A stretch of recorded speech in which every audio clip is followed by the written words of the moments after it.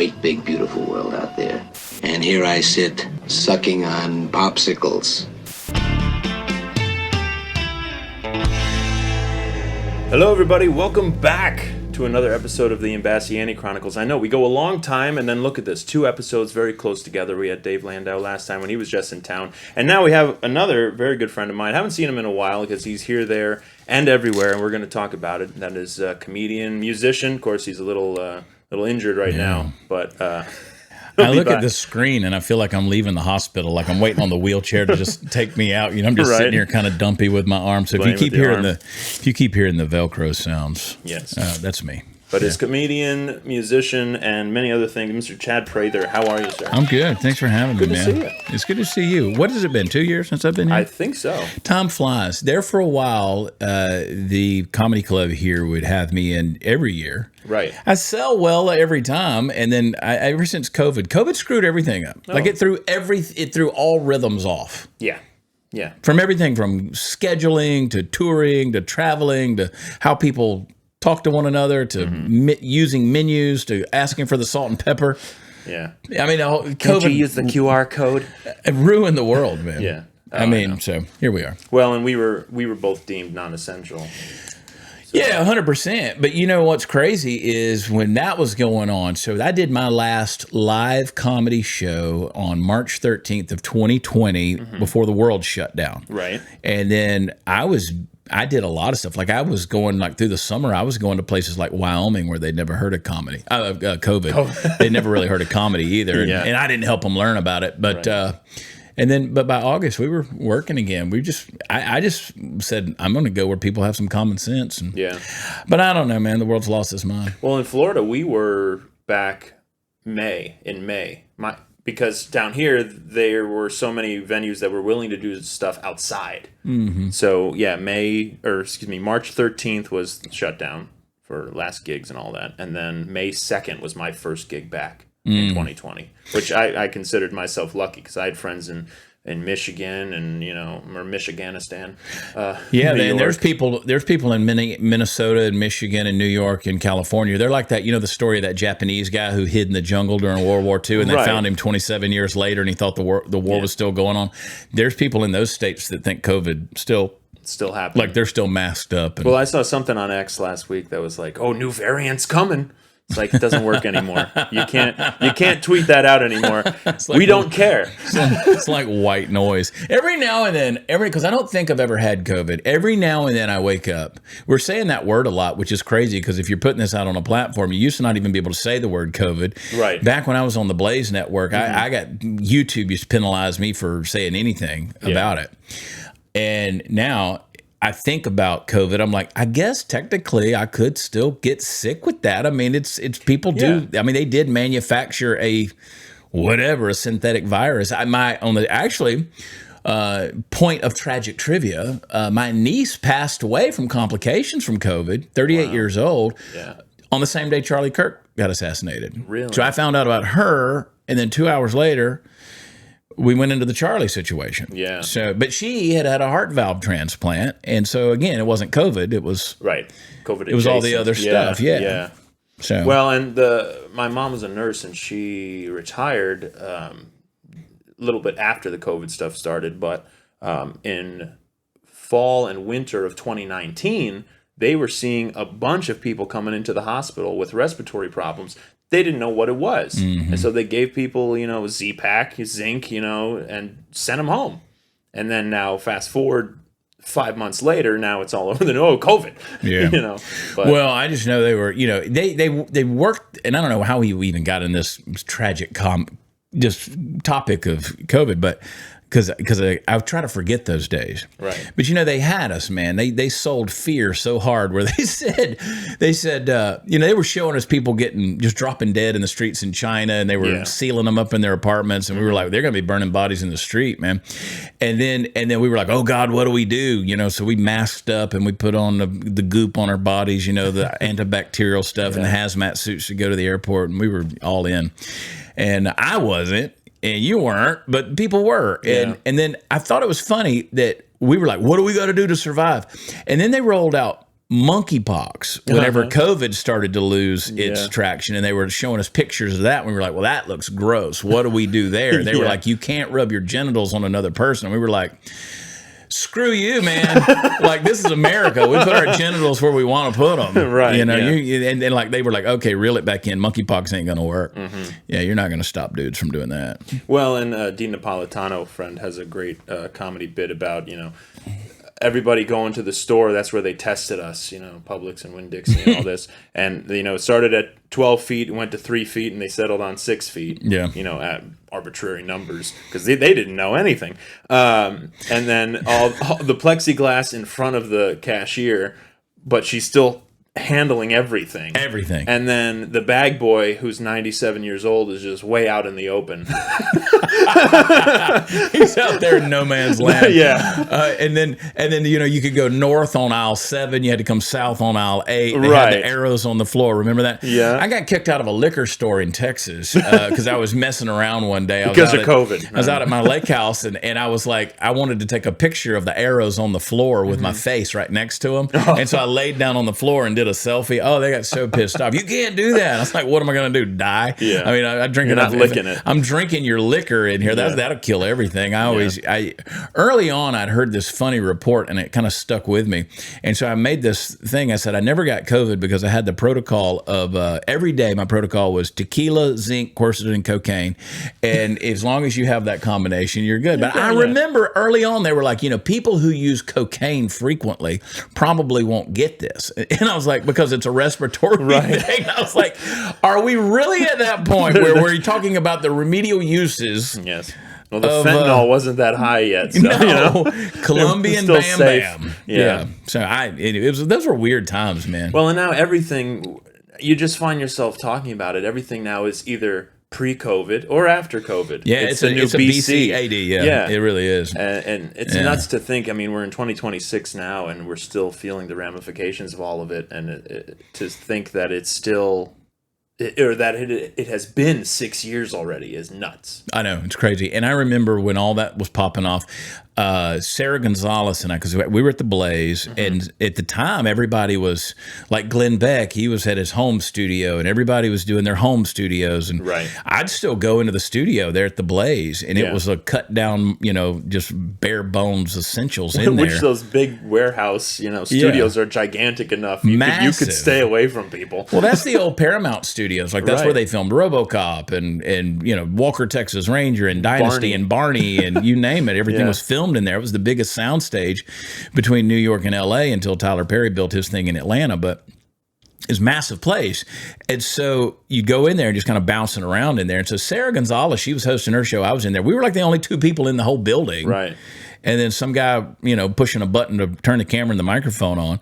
And that went on for, God, I don't know, 2 years. 2 years, yeah. Yeah, it was wild. And I was like, I'm not. And then I was still traveling. I have in the truck, I keep it with me in my pickup truck at home. I keep it with me, the mask that I kept all through COVID. Because I didn't wear the mask. But if I had to get on an airplane, which I did a lot, I have this mask, and a friend of mine gave it to me. I don't know where she got it.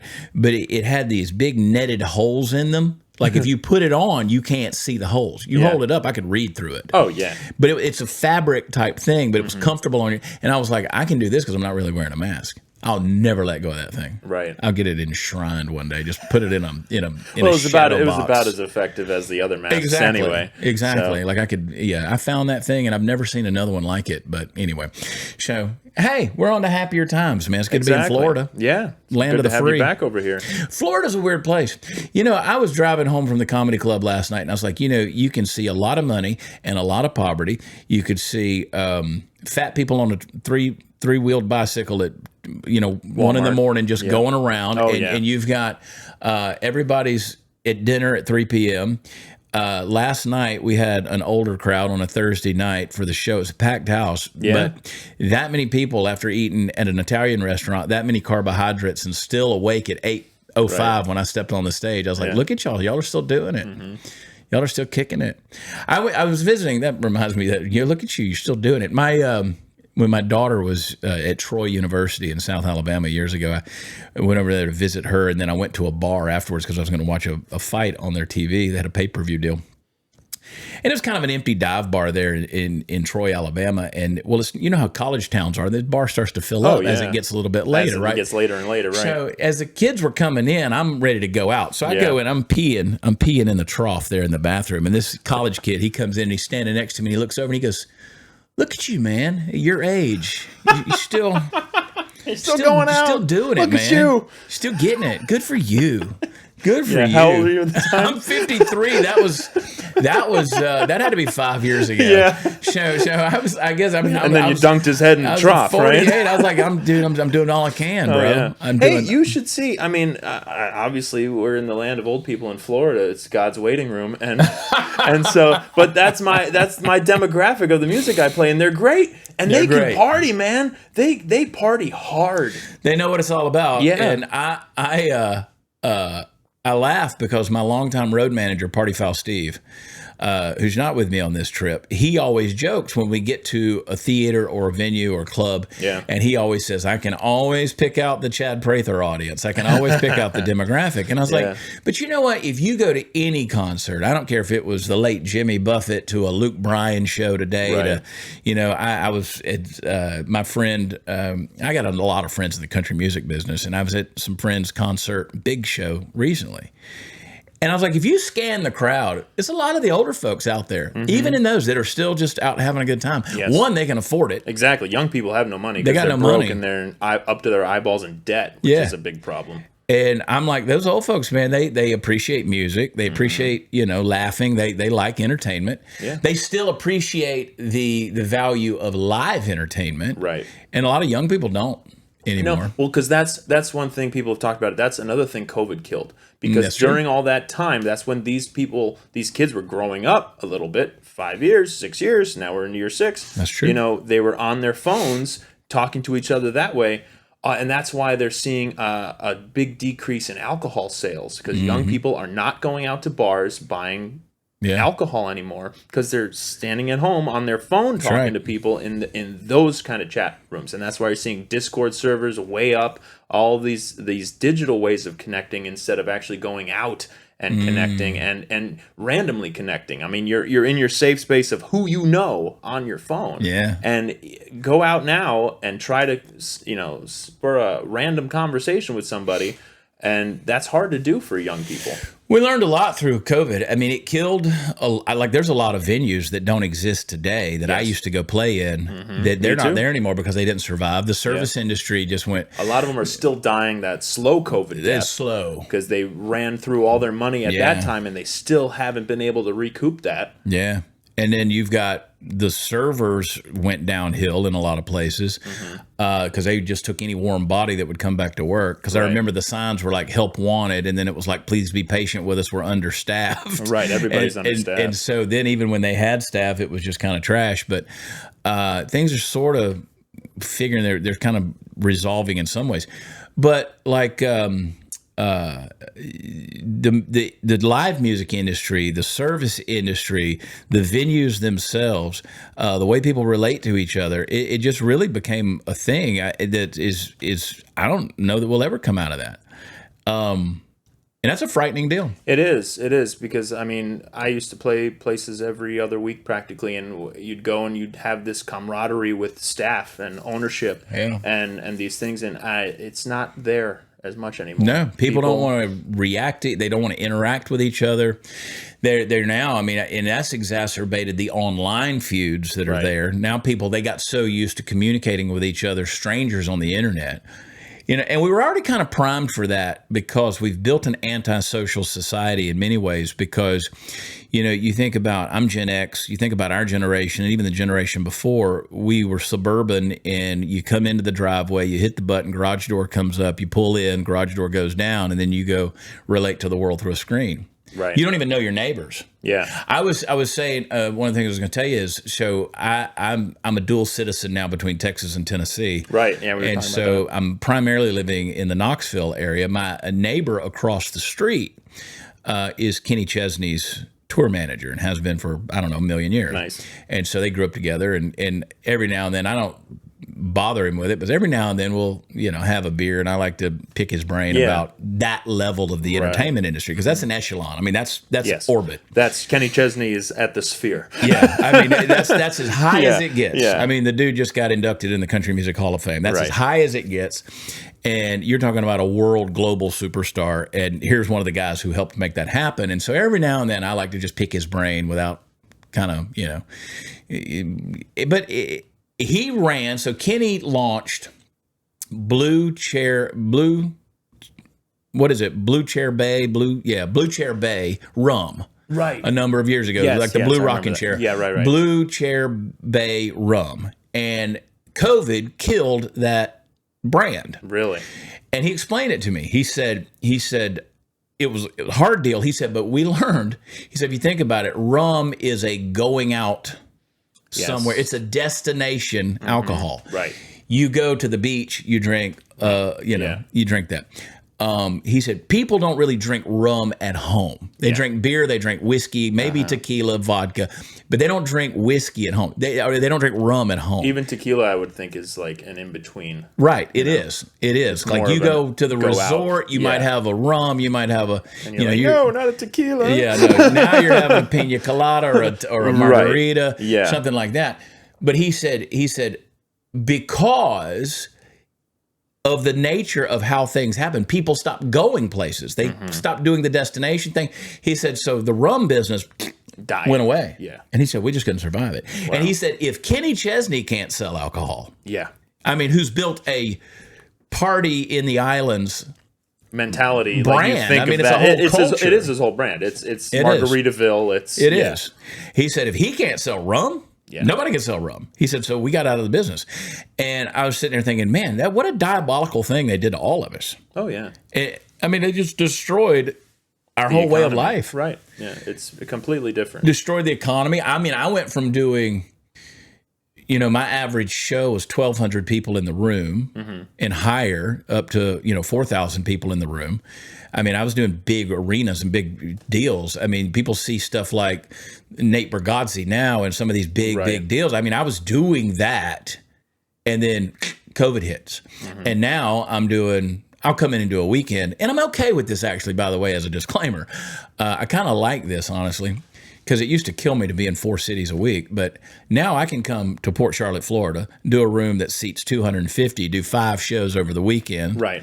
And don't have to pull up. I'm doing eat as much pasta as you can, and eat so much really good food. Oh, it's amazing! Shout out to the Vasani. I love it. Golly, their food. I look forward to it. Yeah. But I can go and do a weekend, do the same amount of people. You're across 5 days, over 5 days. Yeah. And for me at 53, I'm not having to bust my butt to either get back on a tour bus or get on an airplane again. Right. So I don't mind that aspect of it, but it changed everything. It did. I mean, in 2019, I had 227 gigs. I just won an award, and things were great, and then bam, I was going into 2020 with 200 gigs booked. Yeah. And then just plummeted. And I'm still not back up to that amount and now you have the residuals of that, the PTSD for venue owners, which is the uncertainty now. Yeah. Nobody, as far out as people used to book, they're not doing that anymore. And they don't want to take as many chances on certain things, or they know the guarantee's not there essentially anymore. Yeah. So it's harder for them to pull the trigger on something. And there is no guarantee. Right. There's a few people who can. Again, Dave Landau, he's our mutual friend, and I love Dave, and Dave pulls a great crowd. And he can pretty much count on a good audience wherever he goes, and he's built that, and he's done a fantastic job. I mean, Dave's king. I mean, Dave can do anything he wants to do. Dave's as good as it gets. Those guys who are out there who are masters at their craft, you're one of them. And I'm not. Like I know for a fact, and that's not even me fishing. I know for a fact I do everything I do. If you took it as an individual thing and said, okay, there's this, I do it with I do it well enough, but it's still mediocre. But if I bring all of the different things I do together, it's a pretty damn good product. But that's how you have your enterprise. That's how you have your enterprise. I'm building empires, man. But seriously. I'm not going to say like Diddy or well, no, or nobody wants Jay-Z. That. It's way too much baby oil. Not doing any of that. But, yeah. But that's okay because you're able to pivot and do what you need to do. Yeah. Like if you were just a musician, you'd be hurting right now. Yeah. 100%. But you're able to, pull back on that a little bit. Maybe some of your fans would be a little disappointed because you're not getting a song or two, but you're still able to do your full comedy. Switch it the other way around. You do your prayer videos every day. If you weren't out on the road, you have that as an avenue. Because during COVID, what did everybody do? Everybody, including me, had to figure out, I have all this free time. I have people asking me, why aren't you playing? Can't you play for us? I've talked to Landau and other comedians about this. Like, nobody liked doing the Zoom comedy shows. No. But I would or go, the deal where people are sitting out in the field honking their horns. Right, yeah. Yeah. But it's like I would do a Facebook Live and I'd play 5 songs and I'd say, "Here's my Venmo." We're all losing money here.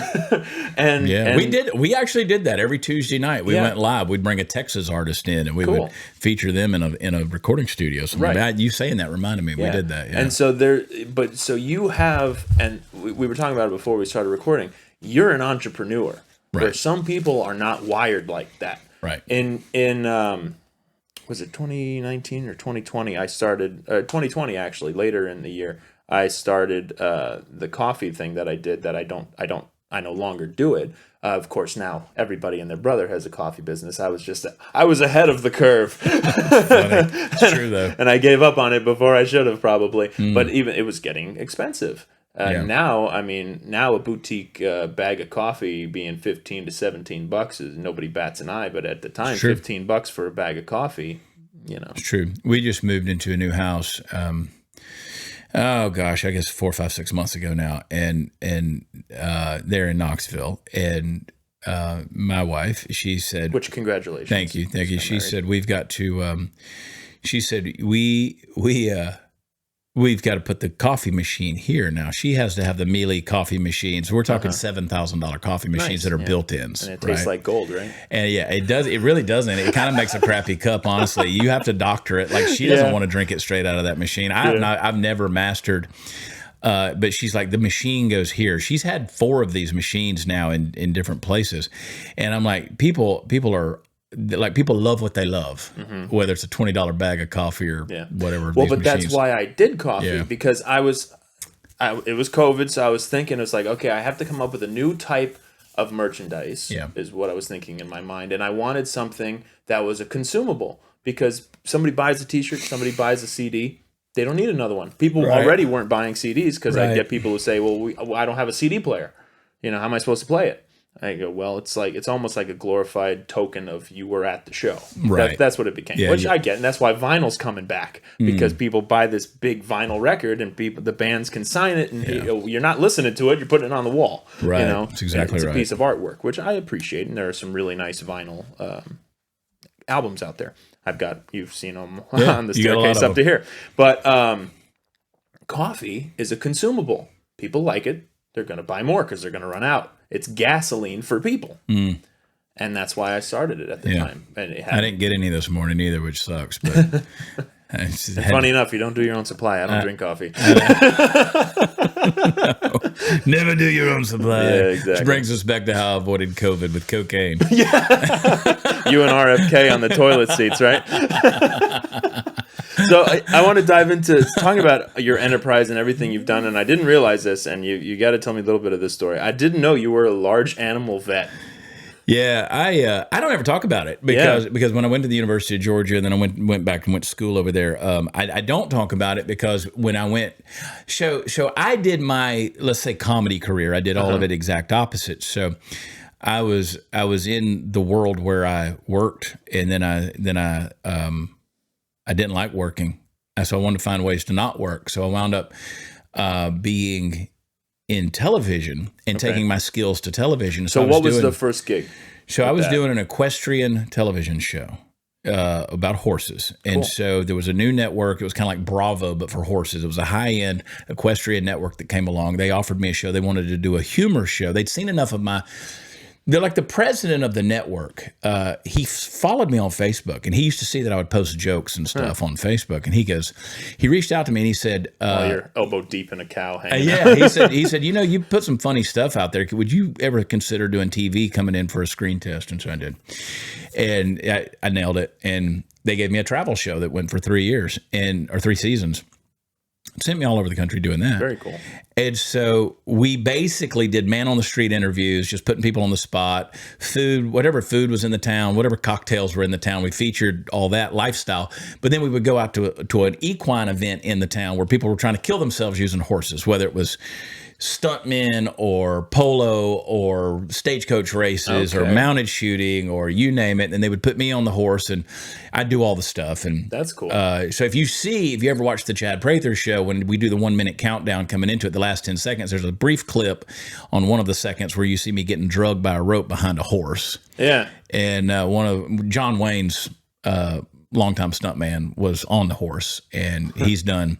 If you've seen Back to the Future, the guy driving the Jeep while Marty McFly's being pulled behind it on the skateboard, the guy driving the Jeep, that's Wes Scott. That's cool. And so, anyway, we were out at his ranch. So stuff like that. So anyway, it was in the middle of doing that show that I thought to myself, Facebook is sort of like having your own TV network. I can put whatever content out there I want. And so I would sit in my truck and put these 1 minute videos out there, humor videos, went viral, crazy viral. What year was this? 15. It's 14 and 15. Okay. Went crazy viral early 15, like March of 2015.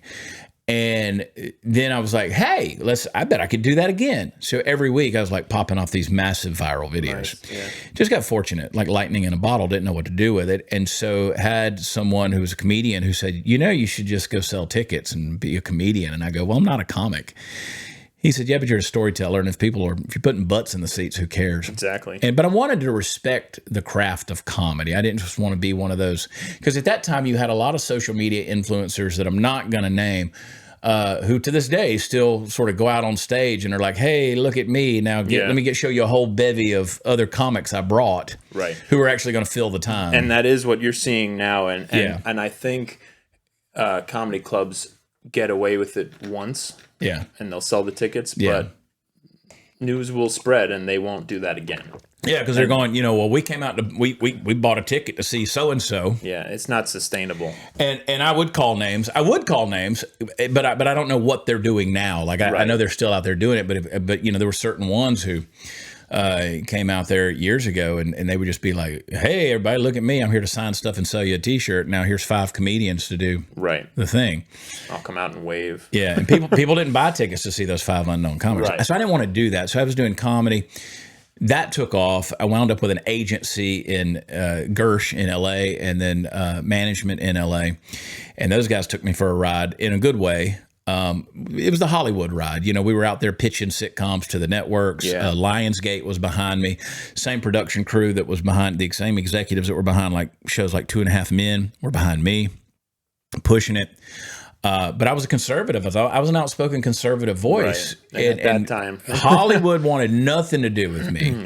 The Trump effect, right? They wanted nothing to do with me. And, I'm sitting here pitching a sitcom and there's Sylvester Stallone right over there. I'm having breakfast with these executives and there's, John Cena and Tom Hanks and, these guys at the Four Seasons all sitting there having breakfast. And it was a weird, surreal deal, And I'm like, here I'm just a redneck cowboy coming out of Texas to, And so anyway, then COVID hit. And so back to your thing, when I went crazy viral, I never wanted to talk about my experiences in medicine. Right. Because I spent so much time in other countries doing medical work, particularly Africa. I mean, I jokingly say, but it's true. I probably delivered more human babies in third world countries than I did animal babies. Wow. Because I would travel with these OBGYNs. One of my dear OBGYN friends just passed away last week and had ALS and horrible, horrible thing. But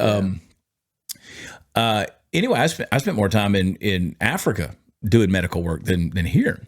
It's so I never wanted to be like that doctor at the Christmas party where somebody comes up and says, hey, you mind looking at this rash? Right. Because somebody's going to send you a video that you don't want to see. Of their horse going, could you just look at my horse and I was like, so I kind of buried all of that stuff. Right. But I got some dadgum funny stories about, that world, and sometimes I weave them into the comedy bits. But yeah. That's cool, and that's something I think not a lot of people think of either. Yeah.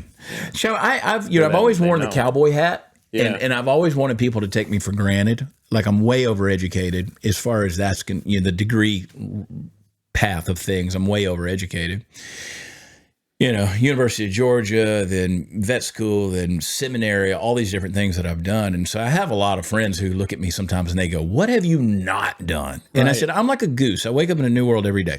Like, let's see what we can get involved with. Like right now, I'm in the process of buying a property in East Tennessee. It's a farm with a wedding venue on it. Yeah. And we're going to, high-end weddings. And if COVID has taught us anything, and that's the moral of this story, is you have to diversify yourself because 100%. It is not sustainable in one way. 100%. I'm never satisfied where I am. Yeah.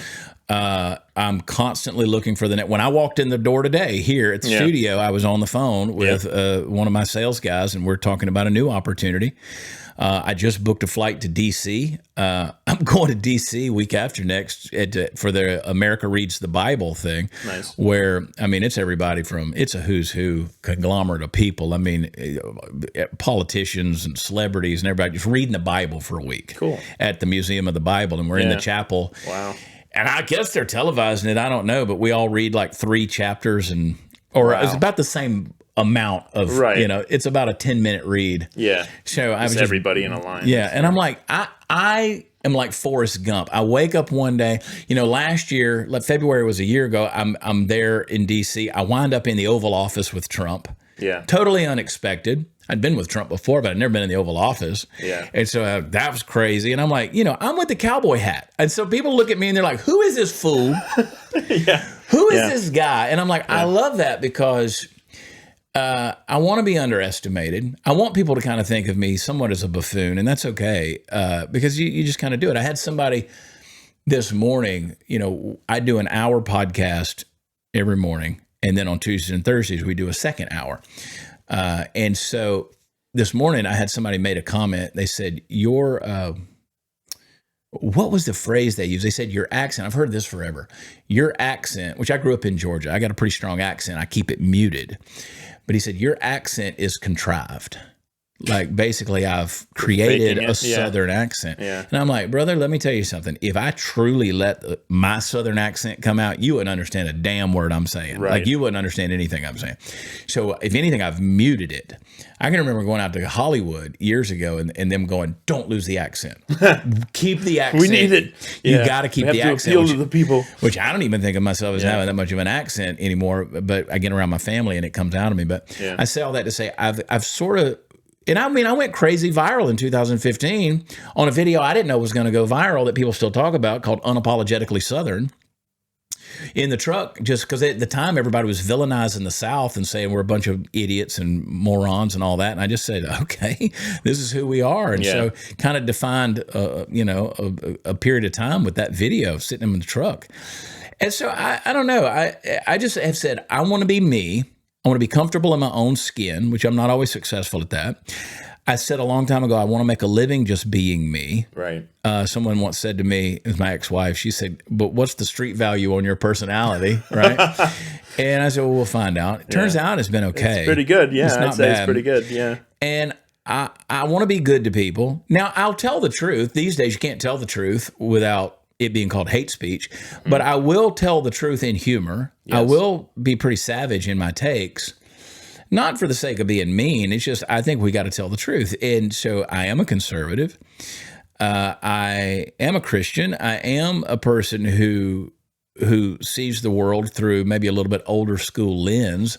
I am somebody that wants us to return to values and a little more structure and maybe some traditional roles, not in a narrow-minded way, but it's. Well, that's unapologetically Southern. It's unapologetically Southern. I mean, I have no problem with saying yes, ma'am, or yes, sir, and knowing the difference between ma'am and sir. Like I have no problem with that. These days, you can't even, I can't even imagine with the world we're living in. Our kids are so confused. So that's created a lot of animosity of the general public out there on at least one side towards me. But now you got even conservatives that are devouring each other. So it's a dog-eat-dog world. I just know that for me, if I'm comfortable in my own skin and I can sleep at night, and if somebody's truly willing to listen to me and not a hot take on Twitter or X, but truly listen to me and let's have the conversation, and I can make a living doing those things, Now, people say, I every day I get called a grifter. You're just a grifter. No, it's just called being an entrepreneur and a hard worker. Like, that's just... Well, and you back up what you actually Yeah. believe in things, and you're not... Yeah. A grifter is somebody who pretends to believe in things, as we're seeing a lot of them come out now. Yeah, we are. Just for the money. You know, you're diversifying yourself in things that you do believe in and hoping that one of them or multiple of them hit for that money. I have people who accuse me of that all the time. I'm like, look, for me, I got boxes of cassette tapes of me speaking at events, speaking in churches. I mean, boxes of them, cassette tapes. I can take you back 30 years. Wow. I can take you back to when I was 19 years old, and I keep a cassette tape of myself, Chad Prather's first sermon. Wow. From July That's cool. or June of 1992. Yeah. I mean, I was 19 years old, and I keep that cassette tape in the truck, in the console of the truck. Every now and then I look down at that just to remind myself. Yeah. So I can take you back to the things I've said for 30 years. None of that's changed. Right. I've been consistent. I can take you back and show you articles I wrote for the University of Georgia newspaper on conservative issues, fighting for life, the unborn, the myth of overpopulation, all of these kind of issues that were there that were hotbed topics even then when I was in college. And that's 30 years ago, going on 35 years ago. And I can take you back and show you those op-eds that I wrote for the Red and Black newspaper. Wow. So for people to call me a grifter now is asinine. Because they're not doing their research. They're not. They don't know. They're not. I've said the same thing. My opinions on Israel haven't changed. My opinions on the nature of government haven't changed here in America. My opinions on capitalism haven't changed. Socialism. I've been around the world. I've seen the oppression of communism around the world. I was in Russia for the first time in 1994. I could feel the darkness of that city. Yeah. It was still dealing with the residue of the recent fall of communism. I've seen atrocities around the world. I got into an Uber the other day with a guy from Rwanda, and I said, was trading stories with him. He goes, "You've been to Rwanda?" And I was like, "Yeah, it wasn't good." He goes, "When were you there?" And I said, "It was 97. He goes, "It was not good." I was like, "I know. I saw some really evil things there." Right. And I did see some evil things. I've seen the evils of the world. I love to paraphrase Mark Twain, who basically said, "Nothing destroys travel like prejudice, and nothing destroys prejudice like travel." I went out into the world when I was 19 years old. I saw the world. I've been unchanging about man's inhumanity to man and the nature of man and the dangers of postmodernism and just the crazy crap that we've lost and this crazy crap we've gained. But I've been outspoken on those things. And, I guess I'm at that point, 53 years old, where I ain't changing my ways. No. I ain't changing my ways. I know what you mean. People are just going to hate. Let them hate, baby. Let them hate, baby. This is why I want to pick up one of these guitars and play you the blues. Exactly. I got the blues. I love it. And I applaud you, man. The stuff you're doing is great. So I want to unpack 3 or 4 things you mentioned in your monologue. One is you remind me of what Charlie Puth has been saying lately. He's the one, he just sang the national anthem at Super Bowl. Charlie. Did a great job. Incredible He has talent, perfect pitch. It makes every musician drool over his ability to go, that's a F flat. Yeah, I mean, it's crazy. But he recently has talked about, because he just came out with a new record, he's been talking about finding his true self in his music too, because he said, I've shaved my head, I've dyed my hair, I've tried so many times to be somebody else that it's hard, and now he's going through that of just being yourself and putting that out there for people to like, because I think there's this misconception, because so many people just look at what is popular on TikTok and Instagram and Twitter of people being fake, that they think they have to be somebody else to become that when they can just be themselves. Yeah. What is your own personality worth? And not everybody's going to be an influencer. You can just be a person and be yourself and find what you do enjoy doing. Yeah. And just be true. That is the true essence of being true to yourself. Yeah. And I think it's interesting seeing somebody like him talk about it. You're talking about it, what is your personality worth? You have to find that out. Yeah, one of my mentors, he told me a long time ago, he said, contentment is being able to sit down on the inside. I'm not always successful at that because I am in many ways striving. People have always described me as a hustler, which is good and bad. But I do want to, the Apostle Paul says in Philippians chapter 3, he says, I've learned in whatever state I am to be content. And you know, I've been abased, I've abounded, I've been rich, I've been poor. But whatever state I'm in, I want to be content. And it's on the heels of that he says, I can do all things through Christ who strengthens me in Philippians 4. So I want to be content. And I think part of that is knowing where you came from, history, which helps you learn who you are, identity, right? Which tells you where you're going, destiny, and what you're leaving behind, legacy. Yeah. So if you get those 4 things in place, I think it's a pretty successful life. But we really struggle with identity. I mean, we got the gender issues and the pronoun issues. Isn't it interesting that that's the biggest debate? One of the biggest debates out there is the identity issues. Because of kids and how palpable and malleable they are. And all these, you know, evil forces, because that's really what they are in some cases, and just outside influences are trying to control these kids. And you got to believe this, got to believe this, got to believe this, got to believe this. And that's why in America we have to have a baseline. You talk about traditional values. That, you know, we're coming up on America's 250th anniversary on July 4th. That's a big deal. Where are these values? Yeah.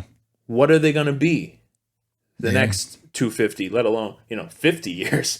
You know, what is a baseline for children growing up that they can then build their identity from? That's what's very hard. That's a thought-provoking question, because it's, you know, that's what is the baseline? I like that. I want to put more thought into that in the days ahead too, because I think that we don't have it, right? We don't have, what is the rock bottom? Like, okay, society's come this far down. We've been in this devolving growth process, this what devolution. Is the rock bottom? Where do we hit it and go, say, okay, the spring is now wound too tight. The pendulum has been pushed too far. It's got to swing back. Yeah. We see it happen in cycles on the political scale, but on the cultural scale, it's weird. Like postmodernism, I go back to something I've been saying for 30 years, is postmodernism is the denial of that identity. It's the denial of that rock bottom. It's the denial of the meta-narrative or the big story, like how I fit in human history. Or I'll take it even deeper, how do I fit in God's big story? Right. So we've lost that. But there are people who don't even want to ask that question. They don't want to talk about a story at all, because now I'm in my truth, your truth, her truth, his truth, instead of objective truth. And if you speak objective truth, then that's hate speech, right? Which is why because no matter what, someone out there isn't going to agree with it, right? I rail, and again, it's hate speech because it made you feel bad within your created story. Yeah. So you manufacture outrage and you know, manufacture victimhood. So I have people quite often who say, well, you just spew hate all day long. No, I'm just telling you, you're a girl, you know, or you have a vagina. Like I said, ma'am, I don't, you know, but you got to remember, going back to COVID, this is a group of people who believed they could walk into a restaurant with a mask on, but if they lowered their ass 7 inches into a seat, they were safe down there and could take the mask off. Right. Right. And on the airplane, take it off, eat the peanut, put it back on. So stupid. Yeah. You know, or I remember the Texas Department of Health, or, you know, or the Texas TABC, whatever it was, alcohol, whatever. Texas would, if you went to the stockyards in Fort Worth, anybody that's watched Landman, you know, the stockyards in Fort Worth, you know, you could go into a bar in there and you had to have a mask around your ears. You could wear it under here. I call it your helmet chin strap. You know, you're just missing the helmet. If they came in, you at least had to have it under here. And the other thing was, I mean, like, is it going to kill us or not? Because it's all just virtue signaling. 100%. It was my talisman. Right. Is what it was. This is my talisman that tells me that I'm bowing at the altar. Yes. Like, I'm part of your religion. I'm part of the cult. Among the cult. Like, I'm not going to go against the grain. I'm not going to paddle upriver. I'm one of you guys. I just want to fit in. You had bars in the Fort Worth stockyards dive bars that have been there for a million years. They went in, clean their floors, put in a shelf, put in a microwave, installed a sink, and their restaurant, and turned themselves into a restaurant and would microwave. If you came in, you had to order like 3 chicken tenders. or 3 chicken wings that they microwave. Which they would give you COVID. I know, right? They'd kill you. Those would kill you. Yeah. And we were like, okay, that's normal. I'm willing to put up with this BS to do that. And then you had, our kids who are already consumed by screens, and you're going to put them on a Zoom call to do their education. Now I'm putting them in front of another screen. Right. And so calling that education. And we watched suicides go through the roof. We saw depression, especially amongst young people, go through the roof. So again, when you can't define your history and consequently don't know who you are to say, no, that's not a backbone society. So you'll never find that base level.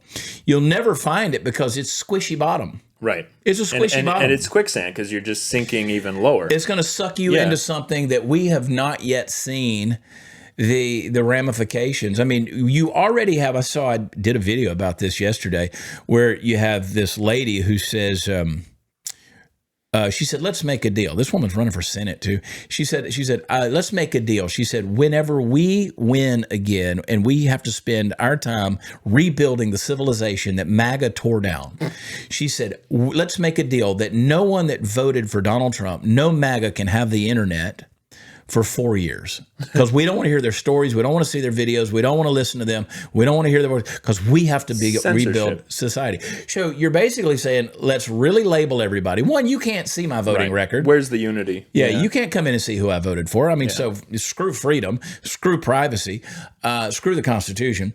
But now I'm going to label you, categorize you, put you on the shelf so I don't have to deal with you. And that shelf for them is a cattle car. I'm going to, even Hillary Clinton said we need to be re-educated. It's a squishy bottom, and it's going to keep sucking us in.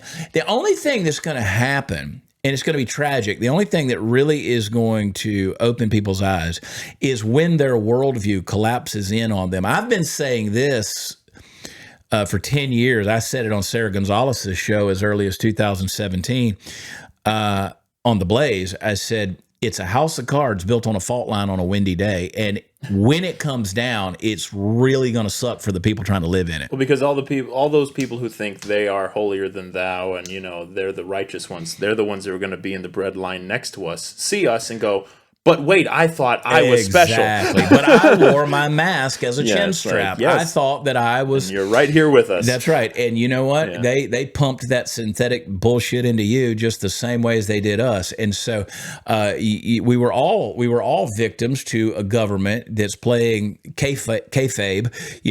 They're play acting wrestling. They're pretending that they're one side or the other.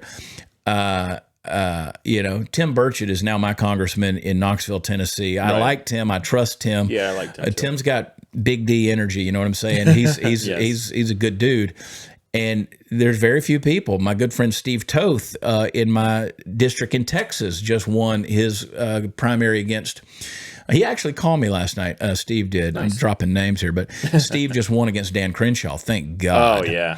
Eye-patch McCain. Eye-patch McCain. He and I, Dan I used to think was a friend, but he fooled all of us. But we another grifter. Well, again, I remember it was February 28th of last year. I'd just gotten back from D.C. and being in the White House, and Steve Toth came to a party that I was throwing. It was an event that I was throwing, and Steve walked in with his wife and looked at me and he goes, "Are you going to do it?" And I go, "No, you're going to do it." And he goes, "I think you should do it." And I said, "You're going to do it. You should do it." Because he was our state rep. Yeah. And we were talking about who's going to run against. Right. Dan. I said, "Now, Steve, if you don't, I will, but I don't want to." Right. And my heart isn't in it, but one of us is going to run. Well, because for those who don't know, you ran for governor of Texas. I did run for governor of Texas, which did a lot of good. We lost. We knew we were going to lose. But you gave it a good run. You can't. Well, it was a hard work. In 19 months, I'd love to get back, but it was a mission that we were on, and we did. And when I say we, I'm talking about not only our team, but the other primary people, Colonel Allen West, right, Don Huffines. Those guys ran good campaigns, but we ran a gentleman's campaign against one another in the primaries. Our debates, our discussion forums, all of that. Kept it civil. We were friends. Civil friends. Yeah, we were friends, people. And we disagreed, but on certain things. But we were friends, and those dudes are not slouches in the intellect department. That's for sure. So. But we covered the whole state of Texas, which is a big state. Yes, it's a big state. But we knew that with it all, we had to pull Greg Abbott more to the right because he was bitten by the COVID propaganda bug, the big government bug. He still is. Well, and during COVID, whatever Florida did, about a week later, 5 Texas. days. Yeah, Texas would 5 days. He was like follow. a windsock. Yeah. Don Huffines capitalized on that a lot. He called him a windsock governor. He said he'd wait to see which way the wind blew. I said he would lick his finger and stick it up in the air and see what had Ron DeSantis done. Right. You know, you got a guy like Greg Abbott. We don't have to spend time on that, but Greg Abbott spends $25,000, $30,000 a week on polls. He doesn't make a decision without polling, and that's not leadership. No. But that's what this government is. That's these people, whether they're Republican or Democrat. That's what they're running off of. And these people, Bernie Sanders, well, you think Thune would understand the poll of the 82% who want the SAVE Act. Save Act. That's the one poll they don't want to listen to. So whether it's Democrat or Republican, to your point, we're all going to be standing in the same bread line going, how did we get here? Yeah. Because it's the haves, the haves not. It goes back to the George Carlin thing. Mm-hmm. There's a great big club and you ain't in it. Right.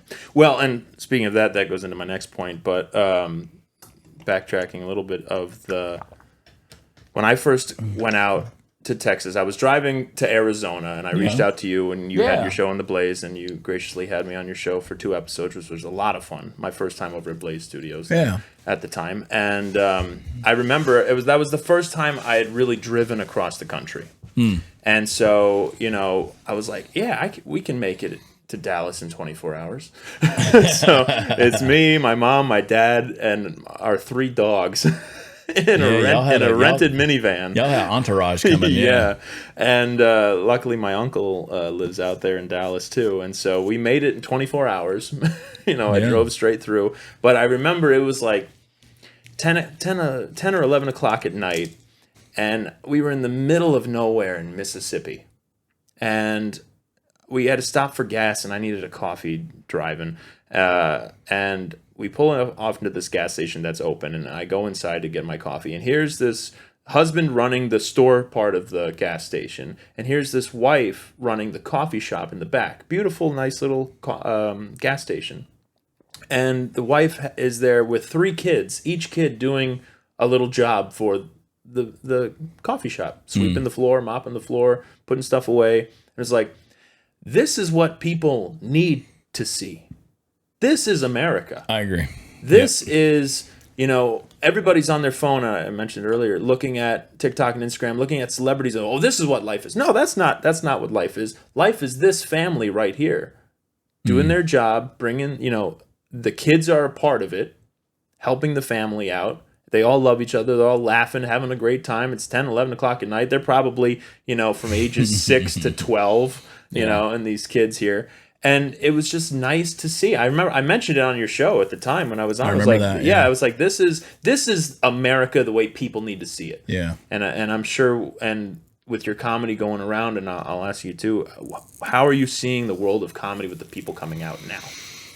Well, I sort of have a built-in audience, and sometimes I take that for granted because I forget that there might be somebody that just wandered into a comedy club just because they went to the comedy club. Yeah. They're like, make me laugh, funny boy. Yeah, we don't know who this guy is. We never heard of him. He's got a cowboy hat on, and so my stage comedy, I make fun of everybody. Of course, my longtime shtick has been, I don't care if you're gay, straight, black, white, male, female, fat, skinny, identifies he, him, she, her, they, them, or she's him. I'm going to make fun of you, right? Yeah. So we're going to make fun of everybody. And sometimes I've had people who get pissed because I make fun of Nancy Pelosi and her fake boobs. And then some people get mad because I do make fun of Donald Trump. And I mean, you got to be able to make fun of Donald. You got to be able to laugh. And you got to. And I think JD Vance with all the memes and Rubio with all the memes. And they've embraced it. They've embraced it, and they've shown that's what you need to be doing. Embrace it, laugh along with them, and you'll be fine. I was with JD and Marco on 2 different occasions last year, personally, with them. They're funny guys. Marco's pretty serious. He's pretty deadpan. Like, he's pretty, let's get business done. Yeah. JD's got a sense of humor. Because JD's a normal guy. Yeah. He's got a sense of humor. Yeah. And so you get around those guys. But to your point, I think those people that are just salt of the earth, blue collar, hardworking folks that just want to be left alone, they're out there by and large. I think the popular vote of this last election proved that. Yeah. And I think we're going to see it again. And the midterms might be weird because people tend to look at what the state of America is based on how the elections go. Well, I don't trust the elections. We can get into that, but I don't trust the election process. But I think by and large, Americans are, we see the crap online. Right. We see the idiots. We see the dude that thinks he's, Pippi Longstockings. And we think that that's what America's becoming. I don't think America's becoming that. I think that, again, those people are just showing off their house of cards on the fault line in a windy day. Right.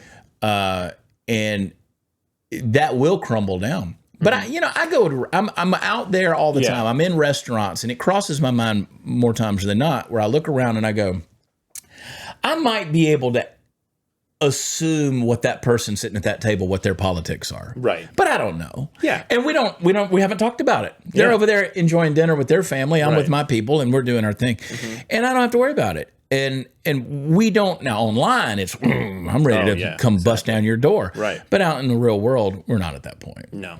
I had somebody. I was doing a show in Charlotte, North Carolina, years ago, and somebody said, "Chad, do you think this was years ago? Guys, this is almost 10 years ago." They said, "You think we'll have a civil war?" And I was like, "No." They go, "Really?" And I go, "We're too lazy. Yeah. We'll do it online." Right. But which is what's been happening. These people have been up playing, whatever. What's the game? Fortnite or something until 2 or 3 in the morning. They're not getting up for battle. No. And now weed's okay in the armed forces, so nobody's getting up. Nothing. I mean, so I don't know. Well, and quickly, what we were just talking about before, what I was thinking of is during the COVID, talking about how it affected really little kids. Yeah. I have a friend whose mother was a teacher at a school in south of here, and during the COVID stuff, when the kids were back in school, this kid was so traumatized. He had the face shield and the mask, and he was carrying his lunch, right, his lunch box, and he tripped and fell, and all his food scattered, right? And all these little kids helped him picking up his food and give it back to him. Now this kid starts losing his mind, not because the food touched the floor, but because all the other kids were touching the food. Wow. So we have got the cheese touch. Yeah. So that whole thing just instilled such a fear into people, and I'm sure there are more cases like that. But also, we have no idea. And we'll never know. We'll see it in little drippings here and there, but we'll never know the full extent. And the other thing is talking about a baseline of what is the baseline of where you start identifying yourself as an American, what that means. True. I forget who said it, if you have a God-sized hole in your heart, it has to be filled with something. Right. Yeah, and C.S. Lewis, to that point, in one of his great quotes, he said, "We're like children who have been promised a holiday at sea, but we're happy to sit in the back alley playing with mud cakes." And there's something to that. Like, would you have American citizens who are out there defending non-citizens over American citizens' rights and preferring that your tax dollars go to something that's going to benefit a person who does not pay into the system or is a part of this system, who is willing to throw down the Constitution in defense of people who do not want to assimilate? Or you have people who are pulling for Iran and pulling against our military. We might go into a conflict that I disagree with, but I've never at any time said, I hope America loses. Right. It's like you can be anti-war all you want, which everybody should be anti-war. Right. Nobody wants to go to war. Right. But once you're in it, you should say, America, you need to pull through. Which is one of those baseline things that goes back to one of my points about, history, identity, destiny, legacy. History, we've been taught that America is evil. So our kids have been taught that America's scars are not redeemable, like slavery or Jim Crow or fill in the atrocity. And therefore, everybody needs to feel guilty. Right. Every white person has to feel guilty for America's past sins. And if we're not going to embrace reparations or whatever extremist thing you can talk about, but everybody's got to hate the history. Yeah. They got to hate the past. And so therefore, the only thing you can do is, if you hate your past, you're going to hate your identity. You're going to hate what your past has produced. And therefore, the only remedy for a country with that scarred and evil of a past is to destroy it. Right. And so that's where they are doing. Yeah. and they're being taught, then the only thing you can do to redeem America is destroy it. So that's like saying, this plane, it needs to be decommissioned because it's had a few bumps and bruises. It's an old plane, and they've used this plane to traffic drugs or whatever, smuggle people, or smuggle drugs, traffic people. And so, you know what? Let's do. We're all on this plane right now, guys, because this plane has an evil past. It's got a bad flight log. Let's take it down right now. We're all on it, but screw the pilot. I hope he sucks. The co-pilot is bought out by Israel, and you know what? Screw them all. But hey, we're on row 37. Like it's going to kill us too. Yeah. No, we're taking this thing down. And so let's elect Kamala Harris to come fly the plane. She doesn't have a clue about flying planes. But she's a woman, and we can't figure out what color she is. But every now and then she goes into some ebonics, and that sounds about right. So crash the damn plane. That's literally what we're doing. They're willing to commit suicide because they've been taught they're so evil. And with the slavery thing, it's mind-blowing. America didn't start slavery. America ended slavery. There are plenty of nations still out there in the world. If you've been in Africa, I'm sure you've seen it too. They're still doing it over there. I've seen the atrocities of Islam. I've seen the atrocities of true misogyny. A woman get stoned to death in Rwanda. I've seen dead, bloated bodies, human bodies in the streets of Lagos, Nigeria, which is a city of 10 million people. That'd be like being in Manhattan. And there's a guy with a members-only jacket covering his shoulders and his face while his body blows up. He's been laying there in the sun for 3 days, and nobody wants to touch him because if you get caught touching him, the government's going to hold you responsibility. And so, I've seen violence and crazy, crazy stuff around the world. And you come home and you go, you people have it so good. You have it so good. People just don't get it. We were just in Calgary last week, and it's, Alberta, it ain't bad, but it ain't here. Right. It ain't America. It's just different. It's just different. I mean, you can't even get a good glass of bourbon up there right now because of the tariffs. I mean, they got billions of barrels. They got millions of barrels of bourbon that are sitting out there because of the tariffs. And these people, it just one thing after another where you're just like, it ain't America. Right. And most of the people who say they hate America have never been anywhere. I mean, they just have never truly been anywhere. And they look at the world through these rose-colored glasses and think, well, America's evil. And it's like, you're an idiot. Like, you're legitimately an idiot. You need to get out and see the world, read a history book about I took a Western civilization course one year in college. It's a master's level Western civ class. And I'll probably learn more from that class than anything else I ever did. Yeah. And 2 semesters of it, and in both semesters we had to read through this giant, massive, boring textbook. And we had sections that were assigned to us to read every day. And Dr. Jack Lehman was the professor there, and he said at the end of that, he said, people always ask why that book, because it's such a beast, why that book? And he said, I made you read that book for the last 20 weeks. He said, because I wanted you to learn one thing. He said, man's inhumanity to man. He said, the ongoing trend through the entire book. And he said, I don't know that the author intended it to be this way. Right. He said, but every chapter break is another person doing something evil to another person. Yeah. And he said, that's all history is. Every time that we try to get back on track, something bad happens. Yeah. Even COVID. People want to villainize Christianity. Not only did America end slavery, Christianity in both Britain and in America ended slavery. It was Christian values that brought liberation to women. It was Christian values that brought equality to women. It was Christian values that brought equality to people of other races and colors and ended slavery. And so, and they want to, but yet, Christianity is the most villainized and persecuted and, accursed religion out there, if you ask them. Now Muslims who were engaged in the biggest slave trade of white people that history's ever known, the Barbary Pirates, which is how our U.S. Navy was founded by Thomas Jefferson. Right. Muslims are getting a free pass right there. I mean, I saw some interview recently on whatever that show is. I think it's Whatever, right? And the black girl's going, it wasn't that bad. It wasn't that bad. And it was like, what book are you reading?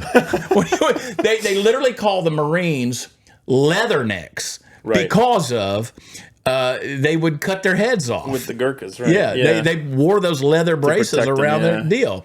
And so those Gurkha swords. And so they literally, the Marines are called leathernecks to this day. When they say, from the halls of Iwo Jima to the shores of Tripoli, that is where the Barbary pirates were. That is literally what they're singing about. Yeah. So to say, well, it wasn't that bad. No, it literally shaped history.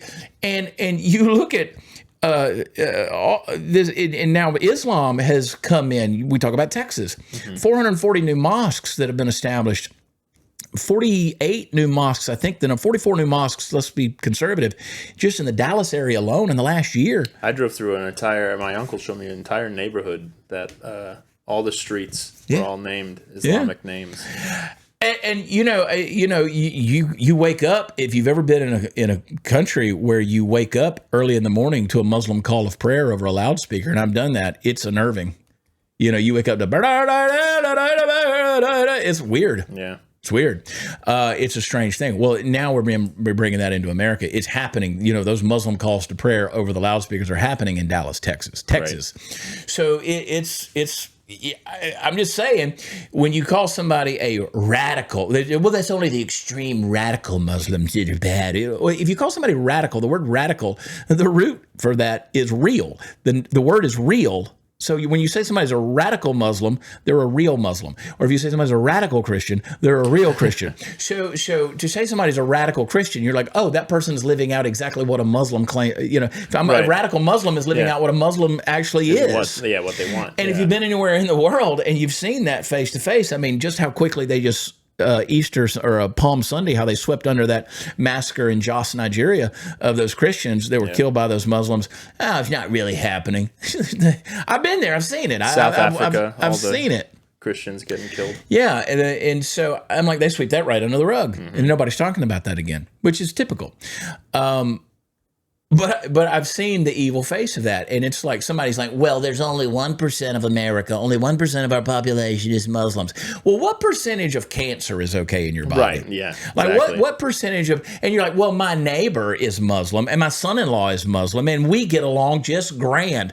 Well, you can't interpret Islam across the globe based on your relationship with your infidel son-in-law, who, by the way, they would cut his head off in certain places in the world, because or he'd tell them, look, you need to choose right now, or we're gonna cut your head off. We'll hang you from the bridge. And so we have this world out there, and what's crazy to me is you have these guys that are walking around with their big beards and their military tattoos, and some of them have been in the military, some of them haven't, got their big old beer belly out there, and they're just waiting on something to pop off, because I got my rounds and my AR and all this kind of stuff. And I was like, you don't have the discipline to stand up out of the easy boy and go get your own beer out of the fridge. You need Martha to bring it to you. Yeah. I said, what?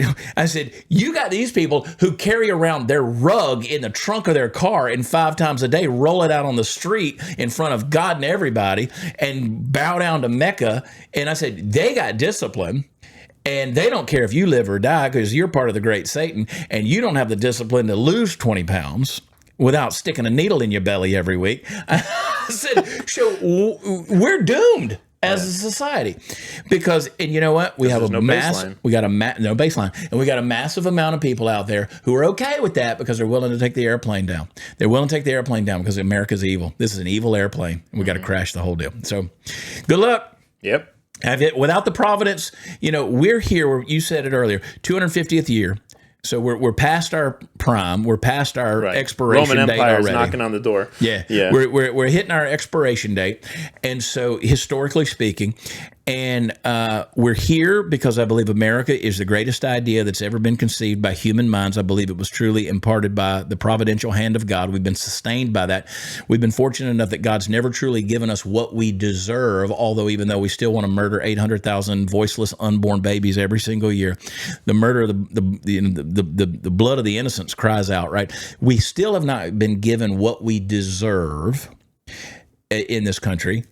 We're still operating on grace. And so the only thing that's ever going to bring us back, and this is one of the reasons why so many of my platforms I'll still tell jokes, still sing songs, I'll still have fun with everybody, still collect bourbon and have a big old time. But you know what?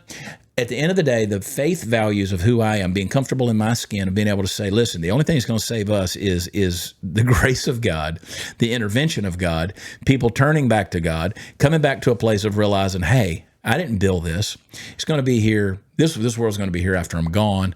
Perfect example, the Cathedral of Milan. It took them 615 years to build the Cathedral of Milan. The person who started that building didn't get to see the end of that building. The person putting bricks in the wall in the middle of the process, they didn't see the end of it either.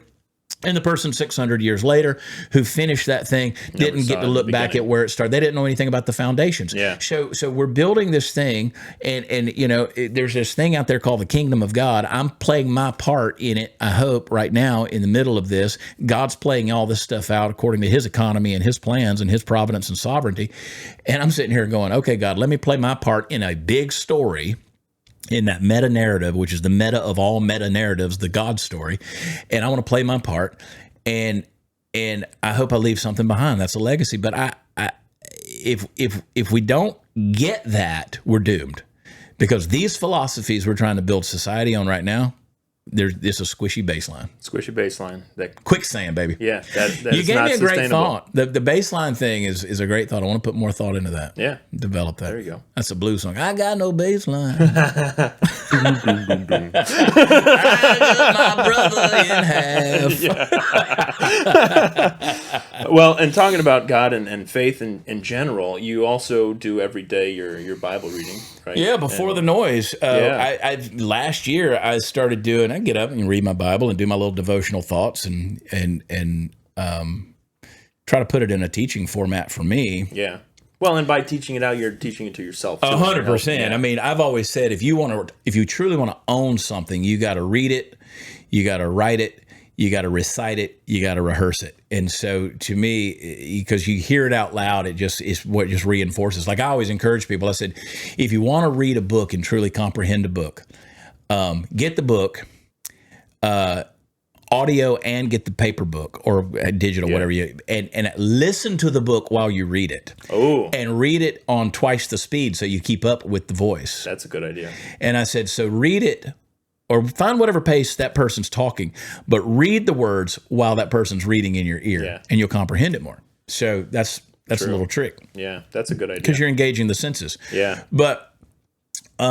So I started last year. I woke up in the middle of the night. Chad Robichaud, actually, he and I were talking about doing a morning devotional once a day, each day of the week, and just pre-recording a whole bunch of little 15-minute devotionals together. And Chad's busy and I'm busy, and so I said I just couldn't get that out of my head, man. So I woke up 3 o'clock in the morning one day and I was like, oh, I'm going to do this.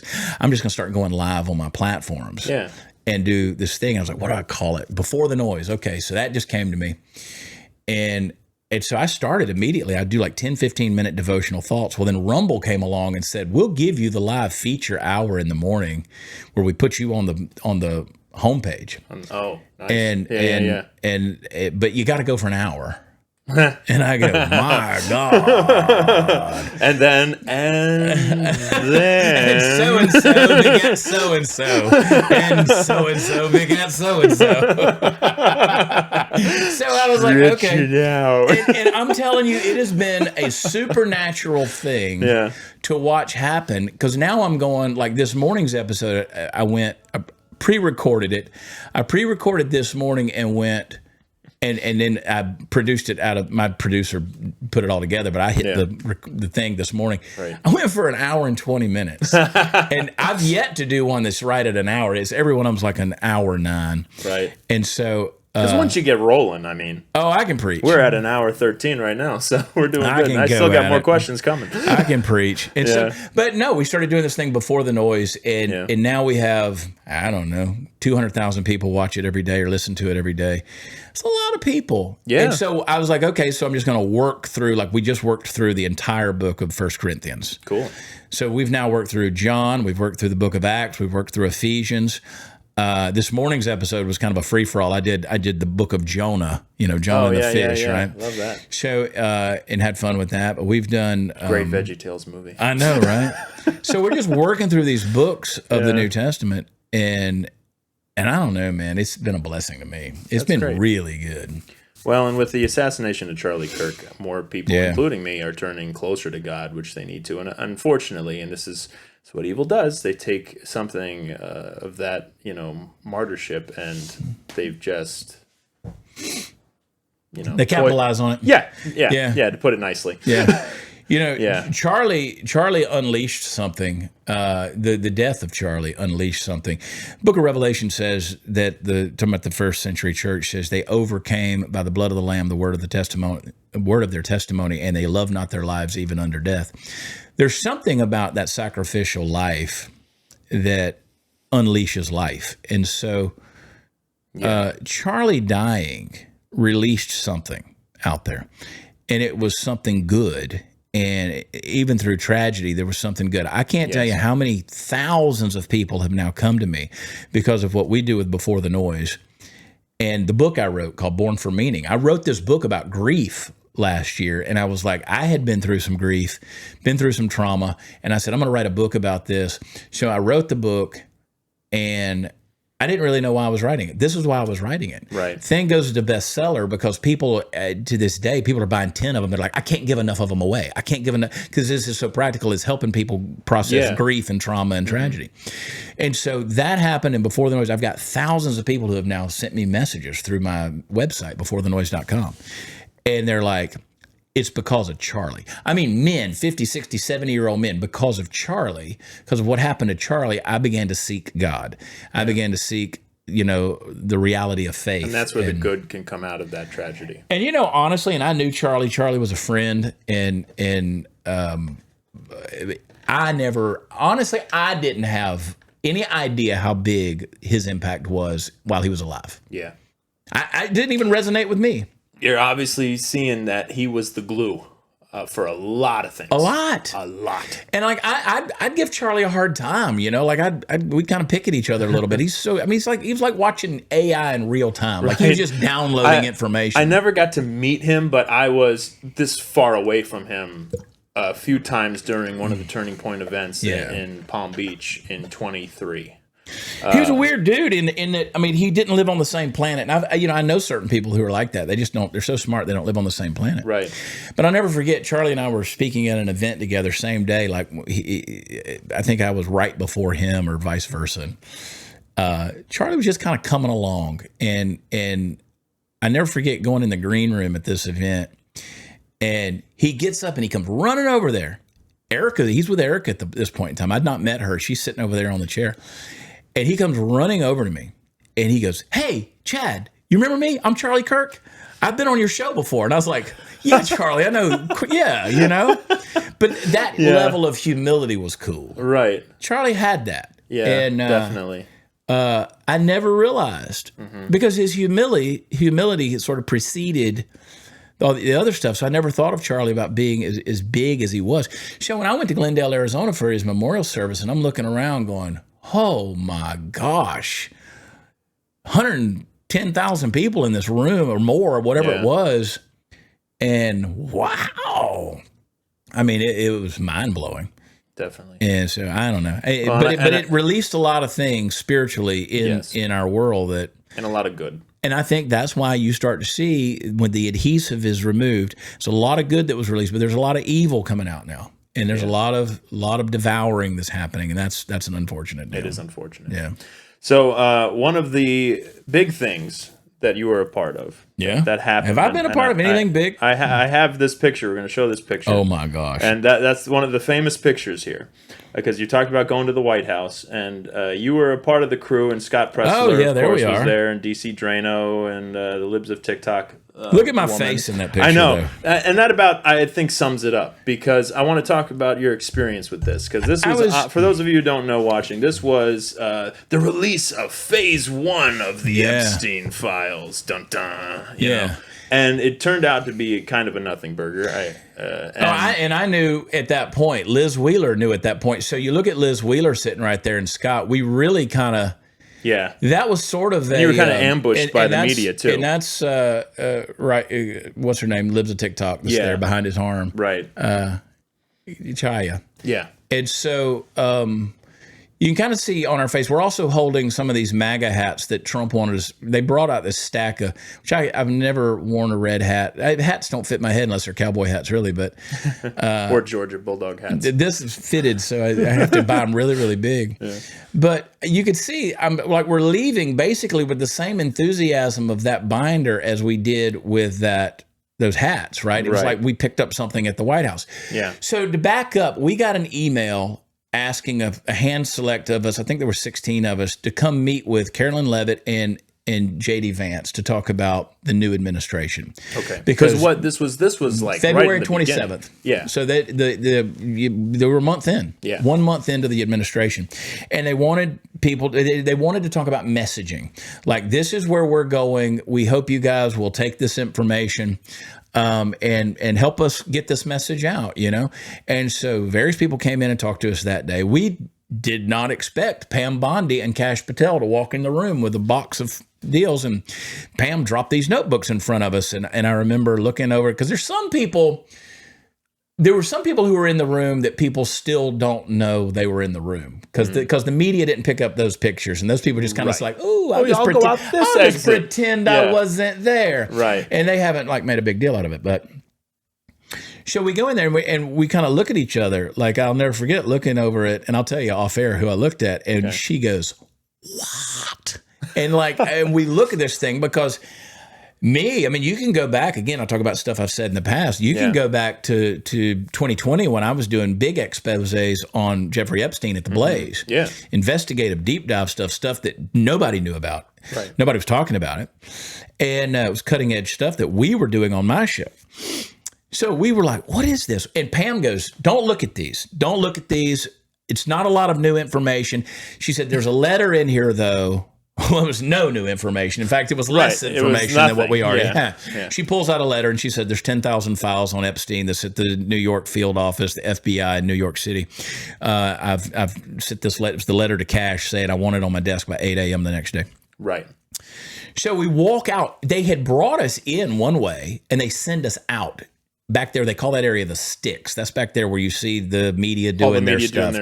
Well, they have got, for some reason. Which was on purpose. Yes. Yeah. And what else was on purpose? They had set it up as I think basically somebody had said there's going to be a group of people coming out of here at a certain period of time, and every network was all together in one little spot, like a huddle with the cameras aimed right there. Ready to go. And so they're doing it right there. Well, Rogan, DC Drano, being the smart ass that he is, he walks over there. And you can't help, but he just goes over there and just holds that thing right up. Oh yeah. And basically, it was two things that were going on. This is it. This is the file. There were two things that were going on. So in our heads, two campaign promises were happening. One, they were willing to bypass the mainstream media and bring influencers in, creators in, to give them messaging for their audiences as well. Right. Which they were doing through letting them into the press room as well. Right. Giving them a question. They had that chair. A few months after that, they brought all of us. We were all right back there in that Eisenhower building across behind us there. Underneath that is where the Biden Oval Office is, where you remember he was getting his so they were so anyway they had us doing different press things there. So and then the second thing was we felt like the administration is going to do what we wanted, and that was start releasing some Epstein stuff. Right. So this was phase 1. Phase 2 never happened. Never happens. So I honestly thought this is a good thing. In that, and so I think DC Rogan was basically saying, "Screw you, mainstream media. Look, they're doing it. This, you did. They're doing it. They're really doing it." Well, which you hadn't read the binders yet at that time. We had not been allowed. We didn't even have our cell phones with us. In that picture right now, I don't even have my cell phone. It's in a locker down there with Hunter's cocaine, right? Right. Yeah. It's allegedly. It's in allegedly. Allegedly. And I know. You mean they don't have little cocaines in each thing as like part of a gift basket? I thought it was like Easter, And it wasn't Hunter's. I know whose it was, but we'll talk about that. Yes. But anyway. But we didn't even have our cell phones. You can't take them into the West Wing. You have to have an encrypted White House phone, all that. Yeah. So we don't know what's going on. We've been in there all day long. We're a little bit euphoric and kind of blindsided because we didn't expect. And almost fatigued if you're there for so long. Well, kind of like information overload. We've met with the vice president. We've met with Marco Rubio. We've met with RFK. We've met with, Tom Homan's there. We've met with Carolyn, and everybody's there. And they're all coming in, and they're bombarding us with all this information all day long. Trump comes in with Harrison Butker, the kicker for the Kansas City Chiefs. He walks into and he's like, I got to talk to NATO. When I'm done with NATO, y'all come in. Have you seen this guy kick? Man, can he kick? He's amazing. He's fantastic. And it's incredible. And I'm reaching over, shaking Harrison Butker's hand. And I'm like, this is cool. And then I go in the Oval Office and I'm standing there. Like I'm looking at his ear. I'm looking at his little wispy hair. I'm standing there while Trump's pontificating about, you put Washington over here, Reagan's up here. They should put Trump up there. Maybe, I don't know. What do you guys think? Do this. And he's just being Trump. Just surreal, he has Diet Pepsi sitting there on the desk. And I'm looking down in the drawers. The drawers are pulled open because I'm like right here. The rest of the group's over here. Yeah. I'm by Trump. Yeah. JD's right here. Yeah. Like I'm so in the middle of I'm framed. Yeah. And so I look at him and I'm looking down the drawers like to see if an old president scratched something in there, or I'm seeing something. And now Trump's like, Chad, reach down and grab those coins. He's got a box of challenge coins. So now my hands are big challenge, giant, gaudy, nasty things. And so I've got my hands in the president's drawers, and no pun intended there. But I'm pulling these things out. He's got the big pens that he signs the deal with, the Sharpies, and I'm reaching into the Resolute desk. Wow. And I'm standing there. And like JD starts to walk off, and then the White House photographer comes over, and I was like, JD, he's like, what? And I go, get in the picture. And he goes, you don't want me in the picture. I was like, you're the vice president, get in the picture. Yeah. And so he goes over on the other side of Trump, and we got this picture. Meanwhile, folks, it doesn't matter who the president is. Yeah. This is amazing. It's amazing. You're in the White House office. You're in the Oval Office, and you're going, because I've been with Trump before. I mean, he knows me by the first name. And he's like, And so I'm looking around, and I'm like, the history of it, the architecture, and I'm like, oh my gosh, dude, I'm in the Oval Office. I'm touching the desk. Yeah. And so it's a little bit like surreal. Yeah. So I made a beeline with that notebook straight back to the hotel, and I start digging through it. My phone's ringing off the hook. I mean, it's a who's who of country music people are texting me, sending me, or calling me. Yeah, and I mean big ones. Yeah. Are calling me because they're seeing this stuff on the news. Right. And again, what's crazy to me is conservatives start attacking us. And I'm like, you guys are literally buying into the narrative. That's a mainstream media picture. Wanted. Yeah. You're buying into the mainstream media's twist of this deal. Yeah. They're ready to crucify us. And so, weird thing that happened, this is where they got me. Like, this is what happened. We had an embargo. Right. You couldn't talk about it. We couldn't talk about it till 3:00. Right. Like the next day. Right? No, that day. That day. Day. So we had an embargo. And so we are in the vice president's over in the Eisenhower building. We're in the vice president's conference room where they do all the TV interviews and stuff with him, and a lot of different ones. But we're sitting over there, and he said, embargo till 3. Well, I go, and I'm like typing stuff out. I see that DC Drano has already posted his. So I I copy his post off of X. Right. The verbiage. Yeah. And I go, well, that's a pretty good deal. I'll quote him when I put it out. Well, then I see Jack Posobiec has put it out. And I'm like, you guys are just pissing on the embargo. What's the deal, man? So I'm like, well, I'm going to put it out there. Right. Well, stupid me copies the wrong thing and posts the Twitter post, and it's DC Drano's verbiage. Right. Stupid, but again, that kind of crap gets you hung these days. Right. So I put it out there. Well, then Rogan, DC Drano, deleted his. He deleted it. And then later put it back up like 20 minutes after mine. Of course. So where's my phone? I'm going to show you something. So I've never done this. I don't think I've ever done this. He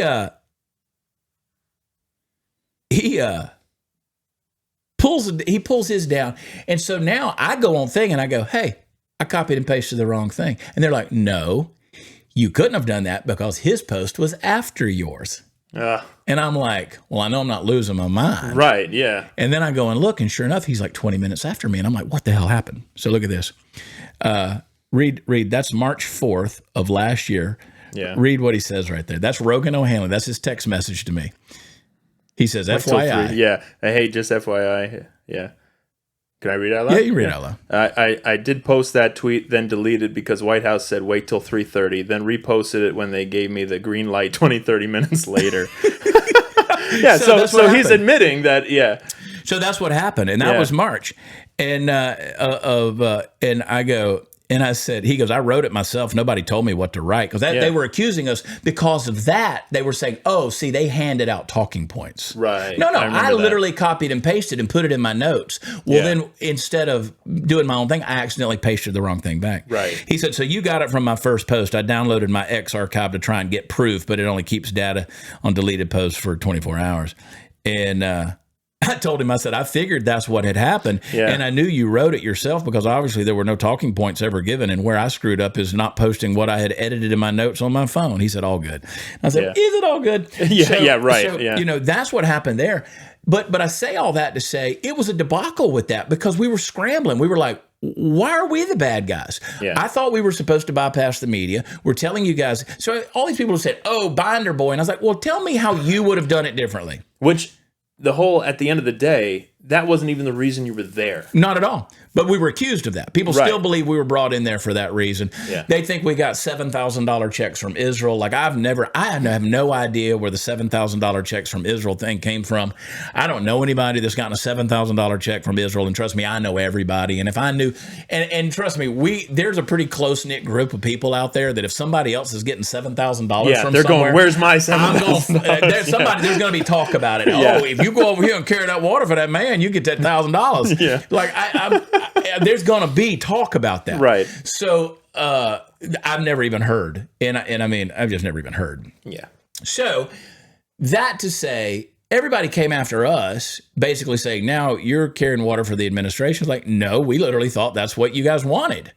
To bypass the media and to say, hey, now in my defense, my further defense, I was on mainstream media within 2 hours of that picture. Right. I was on Megan Schlapp's show. I was on Chris Salcedo's show. I was on Ben Ferguson's podcast. Yeah. I was on 4 different major deals within 2 hours of that through the evening, explaining to people. I went live twice on Facebook where I walked through page by page of the notebook and saying, there's nothing here. Right. It's nothing nobody didn't already know. Yeah.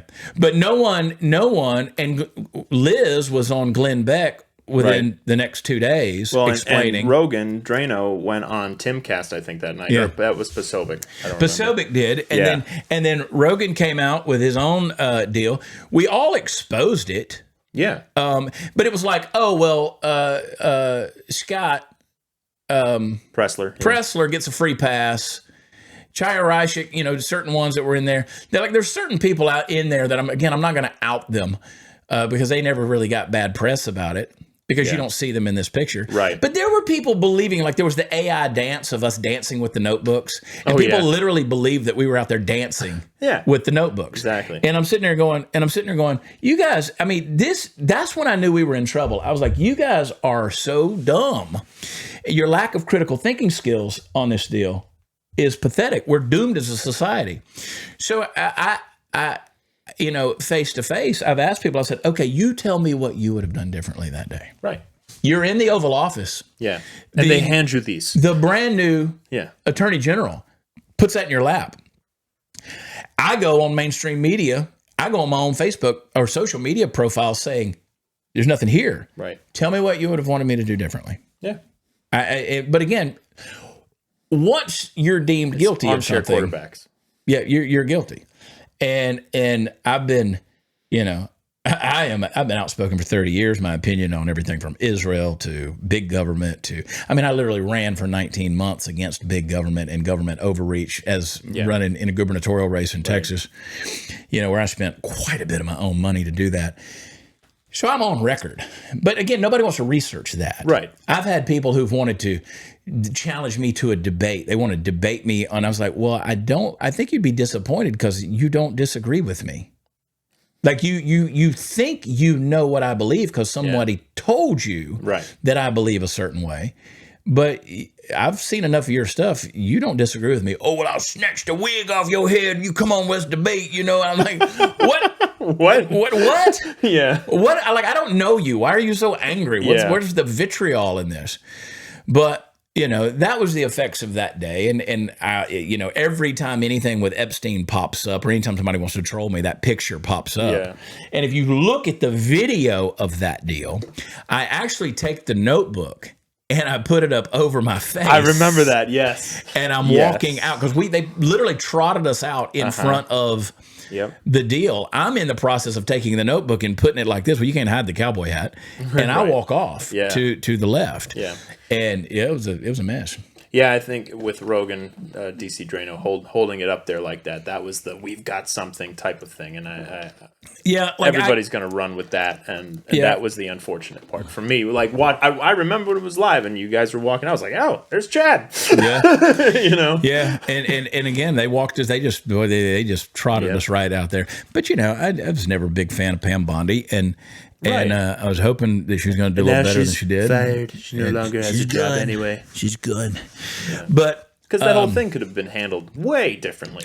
Well, and now, you know, as somebody like me who's been very outspoken and done a lot of research and a lot of investigative exposure over the years on the Epstein stuff and wanting to see that to now be lumped into you're trying to protect pedos and whatever the narrative is right now, the accusation du jour, is a little bit unnerving. Because you want to go out there, but again, you can only fire so many shotguns out there into the ether and hit so many people with truth. They're not going to go do the research. I mean, I get trolls all the time who say, "Yeah, but you don't say anything about blah blah blah." And I was like, "Do you watch my show? You don't have a real show. It's just some little podcast." That's not what I ask you. You're saying I don't talk about these things.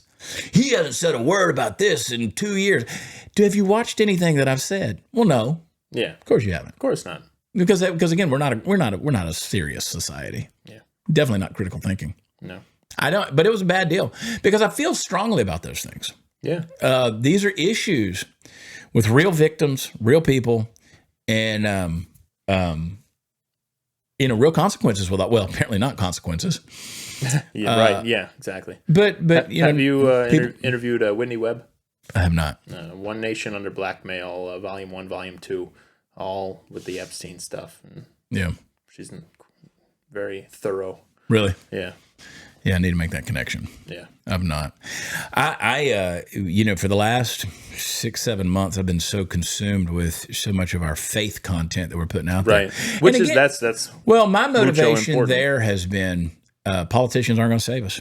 No. So much of what happened to me last year was a lot of things that were going wrong in life, just on a personal level. You know, I had a lot of tragedy last year. I told you about my niece that died. Yeah. Charlie died. My mother died. My aunt died. We had a dog that died. I mean, and then there was some personal issues on the relationship side of things that went south, and then some business transitions and changes. And it was just like, I was like a shell of a person last year. And so in all of that stuff, I was going through it, man. And I just realized I was getting claustrophobic. Like I couldn't breathe. I'd lay down in the bed and I was like, I got to get up and walk around. My dog was panicking with me, you know? Right. And so I'm going, man, people ain't going to save us. Politicians ain't going to save us. All this crap we're arguing over ain't going to save us. The only thing that's going to bring us back out of this is God. And so that's been a big focus of mine. I mean, that's been that's been the focus of mine. Yeah. Really. Well, and I think more people need to focus on that. So hopefully they will as time goes on here. At least some underlying principles when you're reading the headlines or whatever of how we can reason in a way that I think many of our founding fathers, reasoned.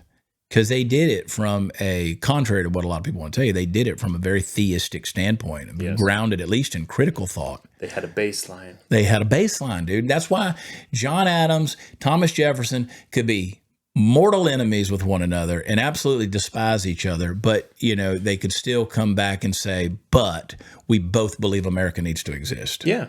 We disagree in how it should run, but we both agree America's necessary on the world scale. And you have that baseline to create a nation. Yeah. And so whether it's the Constitution, whether it's the Bible, whether it's our history, there's got to be the baseline. Definitely. Where can people find you? Well, Rumble's the big one. Rumble is a big one. Beforethenoise.com is where everybody can find all the stuff on that. And then watchchad.com. It sounds like an OnlyFans. Nobody would watch that, though. Yeah. I'd be my only fan. But chadprather.com, watchchad.com, it all comes back around to me. Chad Prather Show. And I'm at a point where, Mike, I'm just like saying, I'm just floating, dude. I want to wake up every day and do something with purpose. I do the things that bring me joy, make me happy, and just I've always said vision, passion, discipline, risk. If you got vision that wakes you up in the morning, gives you passion, makes you want to shape your life around it, and risk it all in order to accomplish what you've seen in that vision, that's a life worth living. So, it's I'll never quit doing a bunch of stuff. I love it. And that's the true entrepreneurial spirit that more Americans need. Yeah, and it's way easier than sticking your arm up a cow's ass every day. Yes. Well, brother, it's always good to see you. You too, Thank buddy. you for joining me. Folks, check them out online. Go even just to listen to the Bible. Yeah. Have them talk about that. So check it out, folks. Thank you for watching. Subscribe to the channel. Share it with your friends. More people need to hear it. More people need to hear about God. So read your Bible. Thank you, everybody. And we'll see you in the next one.